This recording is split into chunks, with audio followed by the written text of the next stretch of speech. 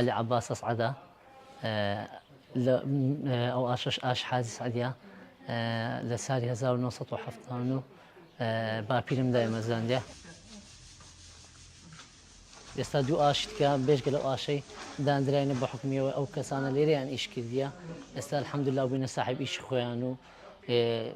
استیفادەیان لێرە کردیە عادەتەن ئیشیمە لە پاییزان زۆرە لە مانجیدەوە دەست بە ئیشەکەین یعنی ئیشمان زۆرە لە ساوار و بڕۆش و گەنمەکتا زۆرە ئەو کاتی هەتا ئەبیتە مانجی 11 تقریبا مانجی 11 بدایەتی مانجی 11 برنج بە دەرەکەویتن لە لای بادینە و لە باتاسوانە ئەو کاتی هەم برنجی ئیشەکەین هەم ئیشی گەنمەکتا و ساوار و بڕۆشەکەین یعنی هەتا مانجی دووەوانە تقریبا الحەمدوللا ئاش قەرەباڕغا زۆرە ئیشن الحەمدوللا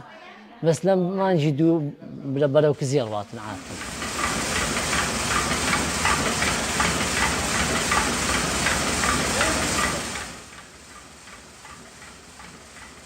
هەتا دروستەکەین بەرەوە لە هەتا کۆرینین و تێی ناوەتەکی بیانی هاتینە لە بێژینجەکەین و تەویزارەکە دیکە لێکەینەوە و بەس خۆشترەمە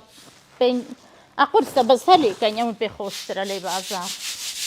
ئارێوەلاوە بە 12 سارم بە بیرم نییە ساواری بڕست و گەنمە قوتای بازارم خواردن ئەمە هە بە خۆی دروست کردینە ئەمە لێرانە گەنمەکتا و ساوار و بڕۆش و برنج لەگەڵ ئاردی ئامادەکەین و ئۆکتینەوە یعنی خەرێک لێرانای برنجی دەینی لێ ئۆکتین گەنمی دەینی لێەکەینە ئارد زۆی دەینی لێەکەینە ئارد ساوار و بڕۆش و شتانەش دێنن لێیان ئەکوتینەوە و پور دەکەین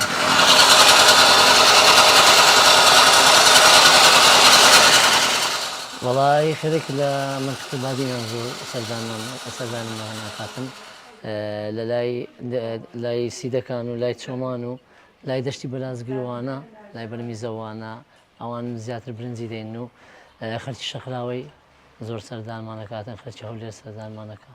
الحەمدوللا یعنی لە ئیشەی مەڕازینە هەتا ئێستاش ساڵانە ئەیان بینینەوە وە نەبی یعنی یەک جار بێت و بڕواتەوە نا ساڵانە الحەمدوللا دێنەوە